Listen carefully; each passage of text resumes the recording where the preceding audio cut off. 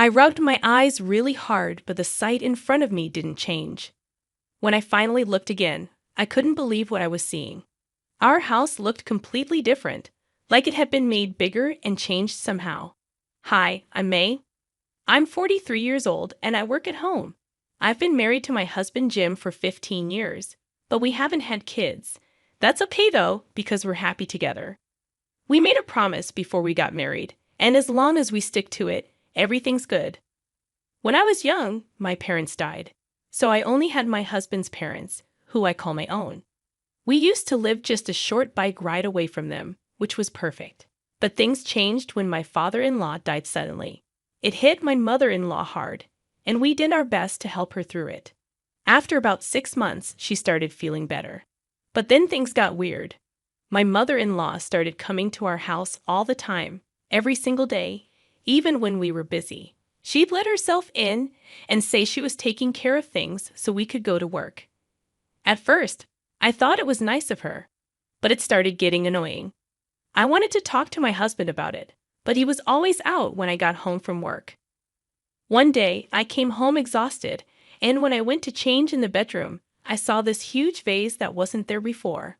I was so surprised, I screamed. When I went back to the living room, my mother-in-law was there, eating crackers and making a mess. I asked her about the vase, and she said she put it there. It was this big Japanese-style vase that didn't fit with our Western-style room at all. I couldn't understand why she put it there, and she didn't seem to get why it was weird. Now, she's eating chocolate next to that precious vase a colleague gave me as a souvenir from their trip abroad. But let's put that aside for a moment. The bedroom used to be plain and boring, but now my mother-in-law says it feels much better with the vase there. She seems to be enjoying herself. If someone thinks the huge vase next to the bed is interesting or improves the atmosphere, I'd want to question them for a long time. It's so out of place. And she brought it here herself, not through delivery. That's impressive. But now is not the time to be impressed. Are we seriously keeping that vase? My mother-in-law then complains that she's tired from moving the vase and asks if dinner is ready yet. She expects dinner too. What did I do all day? Worked hard moving the vase, she says. Can she please go home? I'm starting to get fed up. At first, I thought she was just lonely, but now I don't feel that way at all. I make sure to prepare rice and meat soup for breakfast while she's bustling around, ordering me around. May, where's my lunch money? I'm looking after the house for you. You're so thoughtless. At least vacuum daily. I'm the one getting tired of looking after the house. Don't modern daughters-in-law care for their mothers-in-law at all? Her endless demands are making me want to tear my hair out. And then she says she's going to stay the night. I'll sleep in the room with my son, and you, May, can sleep on the sofa. Seriously? What kind of punishment is this? She finally leaves quietly after I give her my treasured cookies, her favorite. I'm at my wit's end, Jim. Please do something about your mother. I cry out to my husband, feeling like I've reached my limit. Well, even if you say so, Mom must be feeling lonely, I guess, he replies. I thought that phase was long over. It's like she's trying to take over our house. Saying it out loud made it click. Now it seems like my mother-in-law is trying to take over our home. If things continue this way, it'll play right into her hands. Oh, forget about the vase. I think this is a problem, but my husband just frowns. Taking over is an exaggeration, he says. It's fine. She's just looking after the house while we're away. We don't need her for that. We have a home security system. Then should we cancel it? It'll save us money, I suggest, frustrated. That's not the point, he replies dismissively. My husband just doesn't understand. Even when I ask him to talk to his mother, he always ends up doing whatever she says. It's like it's always mother over wife. A mama's boy, huh? And still, my mother-in-law's visits don't stop. She's staying over more and more often. Is her takeover project going smoothly?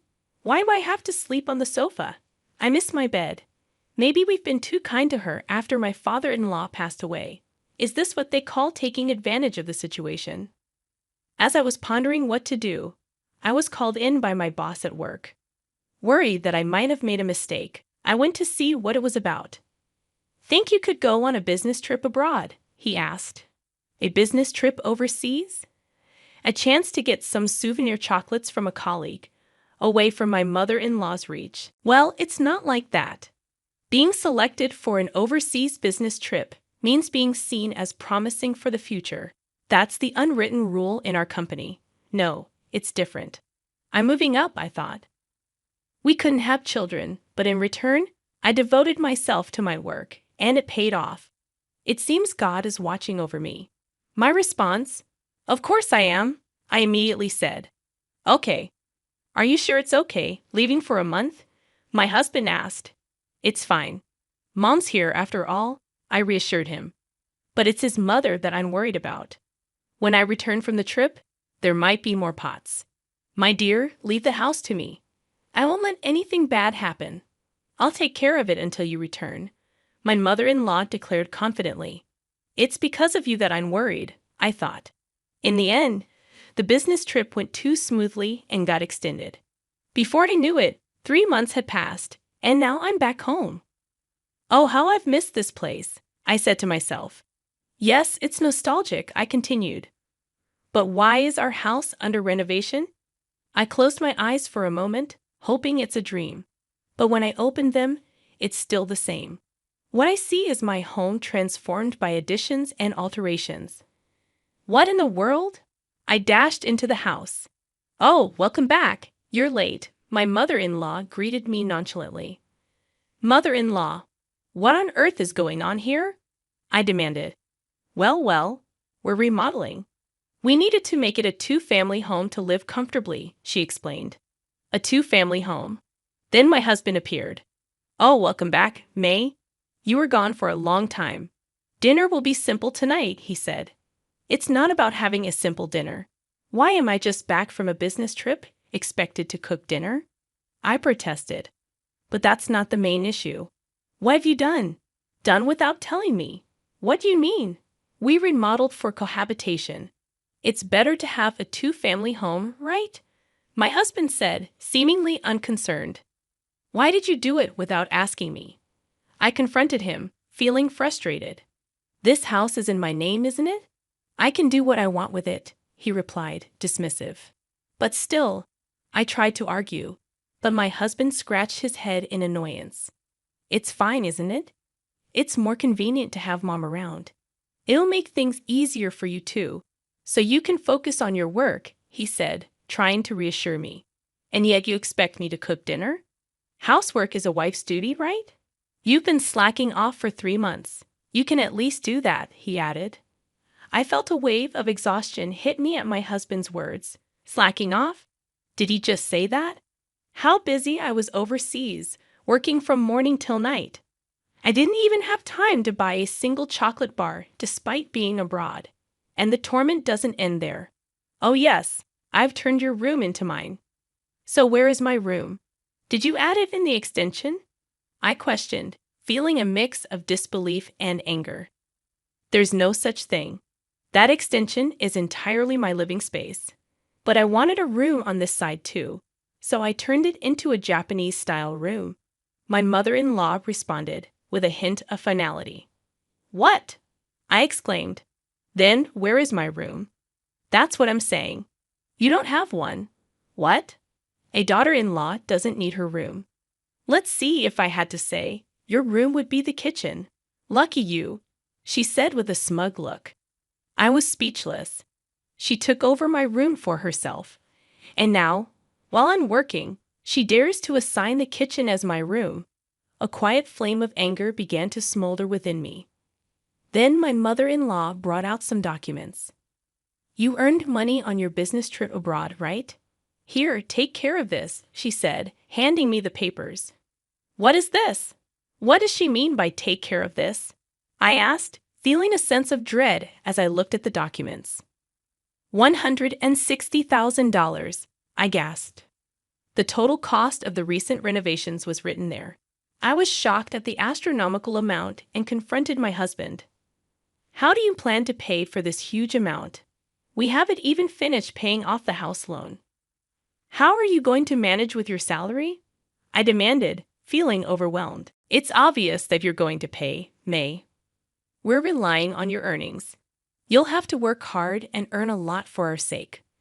My husband said casually, as if it was the most natural thing in the world. In other words, they intended to make me pay the arbitrary renovation cost of $160,000. At that moment, something inside me cooled and then froze over. I was done. These two were no longer needed in my life. I took the luggage I had brought back from the business trip and left, ignoring their attempts to stop me. I booked a room in a business hotel and started taking action. The next day, I returned to the house.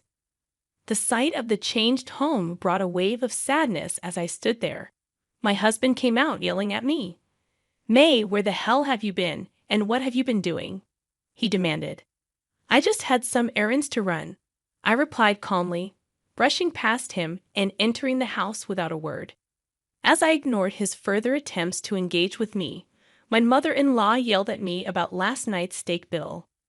"Even if you tear it up, I remember the amount," she said sharply. I snorted derisively. "I won't pay." "We are strangers now," I declared firmly, shocking my husband with my words. I slammed a piece of paper on the table. "This is a copy of the divorce papers. I've already submitted the original," I declared firmly. My husband looked surprised as he picked up the paper, confirming that it was indeed as I said. "Do you remember what we promised before we got married?" I asked him. He seemed unsure. "What was it?" "The promise my husband and I made before marriage was that if either of us betrayed the other, we would immediately divorce. We prepared divorce papers as a sort of safety measure, thinking we would never actually submit them, like a talisman. But now, I was glad I had them prepared. I had kept the divorce papers in a safe deposit box and submitted them yesterday. Since we are now strangers, there's no need for me to pay any money. I just came to pick up my things today. I've already found a new place, so I'll leave once I've packed my belongings." "What? Wait, May, this is a joke, right?" my husband exclaimed in disbelief. "The biggest joke was thinking you were my husband," I replied coldly. "Why should I live with people who mock me? We're married, not anymore. Marriage is about discussing and deciding important things together. Someone who makes major decisions alone, like you, isn't a husband.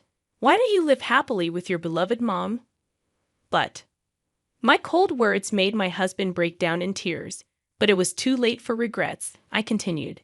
"It's good to care for one's mother. However, that should be balanced with caring for one's wife. The moment he disregarded me and followed his mother's wishes, our marriage was over." "This house is in your name, right?" I reminded him. "I saw the estimate yesterday, and the contract is under your name. Good luck paying back the $160,000. I waved my hand cheerily as he collapsed to the floor in shock. As I started gathering my things, my mother-in-law grabbed my arm. "Hold on, May. You can't just do as you please. I don't need your permission." "It doesn't matter what a stranger thinks of me," I retorted. As she was at a loss for words, I remembered something and handed her an item. "Here, as a housewarming gift for the renovation. Be sure to display it in your room," I said, handing her a vase. "What is this?" she asked, puzzled. "It's a vase," I replied. "Believe it or not, it cost $1. "You're lucky, aren't you, mother-in-law?" "What about the $160,000? She cried out. "Well, I'm just a stranger now," I replied with a laugh, quickly packing my belongings and leaving the house. What happened after that? Well, the two of them, who had completely relied on my income, seemed to be living quite poorly. They couldn't possibly make payments on the original loan plus an additional $160,000. My mother-in-law sold her own house, but it didn't amount to much and was far from enough to cover the costs. As for my husband, he was already dealing with reduced pay due to poor business performance. The shock of our divorce might have contributed to him making repeated mistakes at work, resulting in a significant salary decrease. I remember receiving messages from him filled with pleas for help, saying he couldn't pay the loan and they were going to seize the house. My mother's behavior has been strange lately. She accuses me of being a thief and wanders around the neighborhood. It seems they might have to let go of the house. With that shock, my mother-in-law was probably seeing his messages. I replied briskly, "Work hard for your mom, who's more important to you than your wife." And then I set my phone to block his calls. As for me, work was going well. My skills were recognized, and it seems I might soon be offered an overseas position, not just a business trip. Freed from the ill-fated ties, a bright future surely awaits me. Looking up at the contrails in the sky, I took a deep breath. When I looked at my phone, I saw that my mother-in-law, Martha, had called me 13 times. I groaned to myself, realizing she was probably calling about money again. Just as I was thinking about this, my phone buzzed again. "Hello," I answered. Martha started yelling right away, demanding to know where her $3,000 allowance was for the month. I tried to explain that the money hadn't been deposited yet, but she didn't care about my situation at all. She just wanted what she wanted. I was fed up. She never thinks about how her words and actions affect others. I had no choice but to tell her the truth. Her son had passed away, so I couldn't send her any money anymore. "My name is Jennifer Smith. I'm 32 years old, and I work at a big financial company. I'd also take care of our home. I got married to Mary about 2 years ago. I met my husband, Mark, through our shared interests, and we fell in love quickly. After dating for a year, we got engaged and then married. We believed we were meant for each other, and things were going well for us. But here's where a problem came up. Martha, my mother-in-law. Mark's father had passed away a few years ago, and since Mark didn't have any siblings, Martha was his only family. The trouble started when I first visited her home to meet her before our wedding. "Nice to meet you, Martha," I said, but she didn't seem pleased. "So, you're Mark's fiancée," she said with a hint of disapproval. "Ah, yes, my name is Jennifer Miller," I replied. "You're quite plain, aren't you?"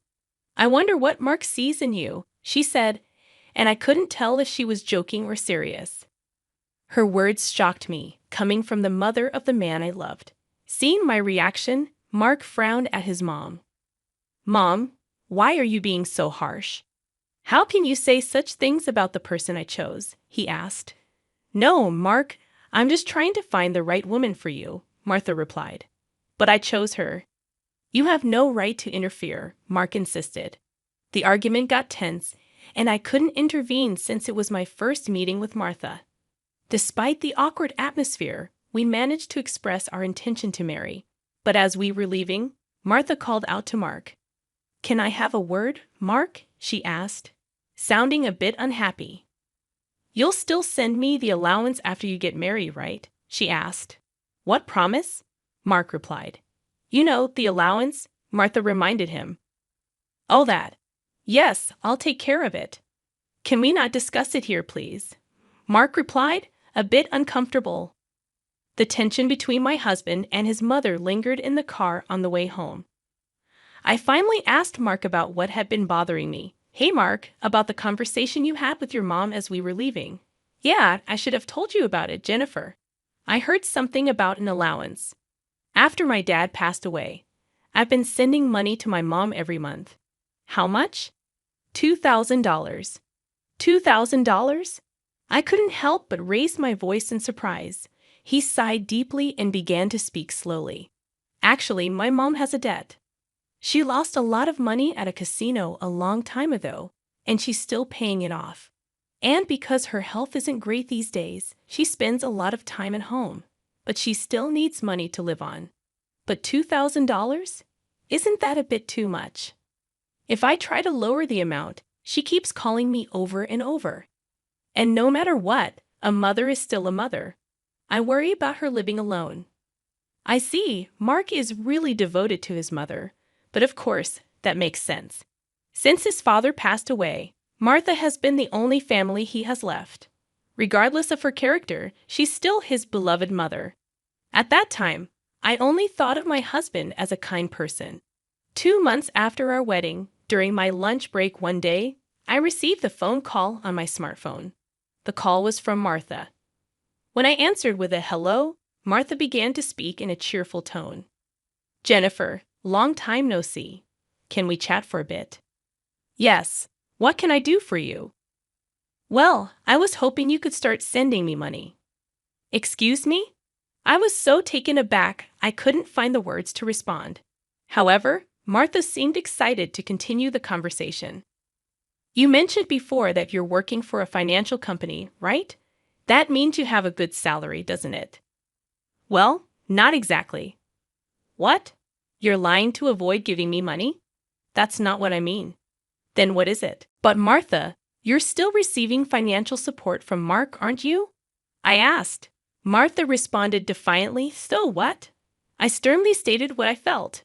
Martha, receiving $2,000 monthly support is a big deal, and yet you're asking for more. Really? You think so? If you were to send me an additional $1,000, I could avoid burdening Mark, Martha replied. What do you mean by that? Well, I have Mark as a guarantor for my debts. If I fail to make payments, the debt collectors will go after him. Do you understand? But aren't you using part of Mark's $2,000 to pay back the debt? I'm short. I haven't told Mark. But I have a significant amount of debt. Martha confessed. Even her husband was unaware of it. Having children in the future would increase our expenses. In addition to that, taking over Martha's debt was not an easy task. But if Martha's payments fall behind and the debt falls onto Mark, the interest will likely have accumulated significantly by that time. If I refused to send money, it would eventually become a problem for my husband as well. It was better for Martha to pay off her debt now. Thinking along those lines, I reluctantly agreed to Martha's proposal. All right, I'll start sending you money. Really? Good, Jennifer. I knew you would say that. The total, with Mark's contribution, will be $3,000. But this means you can pay off your debt, right? Martha asked eagerly. Yes, of course. I should be able to pay it all off in about a year. You promise, right? You'll make sure to pay off all your debts? I get it. So, I'll be expecting it from this month onwards. Martha ended the call abruptly. Physical exhaustion from work combined with this emotional burden only added to my stress. $1,000 a month? That's gonna be rough. But it's also to prevent future problems for us. After all, if Martha can't make a living, it will upset Mark as well. That night, I promptly reported the matter to my husband. He told me I didn't have to do this, but I had already given my word to Martha, and it was a decision made for our future well-being. Mark expressed his gratitude and understanding, even as he maintained a sorry expression throughout. Time flew by, and 2 years have passed since then. The financial aid we thought would end in a year is still ongoing, and even now, we are transferring $3,000 every month to Martha. What's more, about 2 months ago, Mark fell ill and has been unable to go to work. He's on sick leave, so he's receiving disability benefits, but it's a mere pittance compared to his previous salary. Last month, I managed to transfer $3,000 to Martha from my savings, but it would be very challenging if this situation continues. Unbelievably, Martha has not once come to visit her sick son. We have told her about his hospitalization, but she doesn't show up to see him and only contacts me to ask, "You're still sending the money, right?" I was so angry that I decided to confront Mark about the issue. Mark, listen, don't you think it's wrong that Martha is only concerned about money, even though you're in such a state? We need to think seriously about what to do going forward. Yeah, I've been thinking the same thing. I don't want to put more strain on you, Jennifer. This month, too, she's been bombarding me with calls and messages asking if we've sent the money yet. Are you serious? How can she only think about money when her own son is sick? Mark showed his anger at his mother, his face slightly worn. Then, as if he had an idea, Mark exclaimed, "That's it," and wore a sly grin. What is it, Mark? Well, this is our last resort. I've come up with something good, for my mom. What? Mark suggested a plan I could never have imagined. Although it could be called inappropriate, that seemed to be the only way to make Martha understand. A few weeks later, Mark was discharged from the hospital. Martha didn't reply to any of our messages, so we didn't tell her about Mark's discharge. In the last 2 weeks, Martha has been relentlessly demanding the money. There's no point in sending money to a mother who doesn't even worry about her son. While Mark and I were enjoying a cup of tea, a message came in on my phone. Upon checking, I found 13 missed calls from Martha again. As I thought, so my phone vibrated again. It was another call from Martha. Hello. I turned on the speaker microphone so that Mark could hear, and Martha started shouting right away. Listen, where's the $3,000 for this month? Excuse me, that's right. The money for this month hasn't been transferred yet. Martha, do you realize Mark is now? I don't care if he's in the hospital or whatever. It's none of my business. You're working at a good place, right? You must have plenty of savings. Hurry up and transfer it here. Martha was shouting angrily. Eventually, she said something unbelievable. Listen, since you married Mark, if he can't pay, you have to pay me. Understand? If you refuse, I'll make you the guarantor. Got it? At that moment, something inside me snapped. She was displaying her desires openly without considering our situation at all. I had reached my breaking point with her. She didn't even try to reflect on her own actions. Now, I had no choice but to resort to the last resort. I firmly declared into my smartphone, Mark has passed away. I can't send you any more money. At these words, Martha blurted out a baffled, what? Yes, this was the last resort that my husband suggested. Lied to Martha about Mark's death and observed her reaction. If she showed any sign of sadness, if she reflected on her behavior and apologized, we would continue to support her financially. But if she didn't reflect, if she demanded money, we would sever ties completely. Deep down, I thought that even a money-grubbing woman like Martha would deeply reflect on her actions if she were told that her own son had died. But the very next moment, Martha burst into loud laughter. Yay, what's so funny? I asked. Well, isn't it obvious? If Mark is dead, that means his inheritance will be distributed to me too. Excuse me, I've been looking into it since I heard that Mark was sick. Listen here, 2/3 of Mark's assets are yours, but 1/3 is mine. I was at a loss for words. I never thought that when she first heard that her son was sick, she wouldn't look into treatment, but into how the inheritance would be divided. My anger surpassed. I was simply dumbfounded.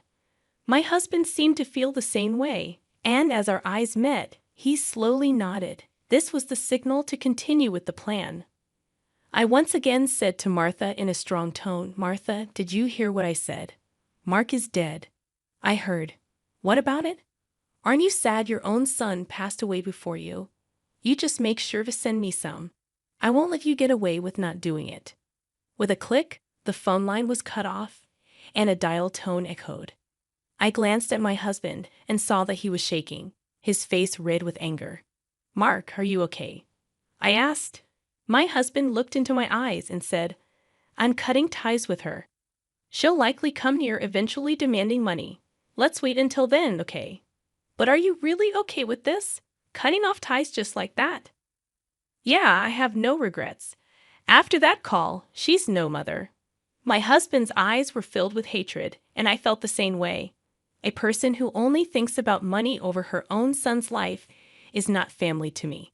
A few days later, as we expected, Martha came to our house. For the time being, I decided to hide my husband in the next room and deal with Martha myself. Then Martha approached me with a face like a demon. Hey, give me Mark's inheritance right now. Again with that? Anything else to say? He's already dead, isn't he? It's pointless to say anything now. Yet you never even visited him. What are you saying? Are you really his mother? You're so annoying. Give me the inheritance right away. I don't mind getting a lawyer. Speaking more would be a waste of time. Just as I thought, my husband emerged from the next room. Seeing him, Martha let out a startled gasp as if she had seen a ghost. Mark, why weren't you dead? Long time no see, Mom, he said. Sorry, but the news about my death was a lie. A lie? How could you be so disrespectful? Martha exclaimed. I wanted to confirm your true nature, Mom. I was curious about how you'd handle the allowance if your son died. But you turned out to be a gold digger, just as I suspected, Mark replied sternly. What? How dare you call your mother a gold digger? Martha protested. Silence. I'm cutting ties with a toxic parent like you, Mark shouted. Martha's mouth hung open in disbelief at my husband's angry shouts. She could not come to terms with the fact that her own son was severing ties with her. What? What does this mean, Mark? She stammered. It means exactly what I said. I can't consider someone like you as my mother. No way, Mark declared. Then what about the allowance?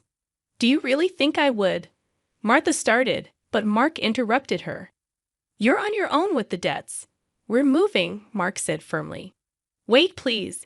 If you do that, what about my living expenses? Martha pleaded tearfully, reaching out to my husband. He forcefully shook off her hand, looked at her coldly, and said, I don't care about your living expenses. You have been living off us without even a single apology. I really understand your despicable nature now. Don't you dare show up in front of us again. No, wait, Mark. Are you going to abandon your mother? Martha cried out. But my husband ignored her words. He grabbed Martha's arm and dragged her to the front door.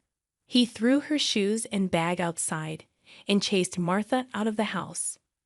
Martha made a fuss outside for a while but disappeared after a bit, perhaps unable to withstand the eyes of the neighbors. She tried contacting us multiple times, but we ignored all of her attempts. We set Martha's number to be automatically rejected, and we finished moving.